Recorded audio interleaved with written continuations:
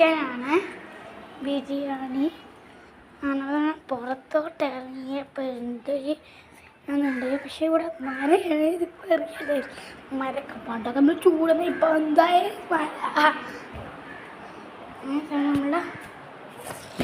നമ്മൾ എൻ്റെ സീക്രട്ട് സ്ഥലം. നിങ്ങൾ എല്ലാ വീട്ടിൽ കാണുമല്ലോ.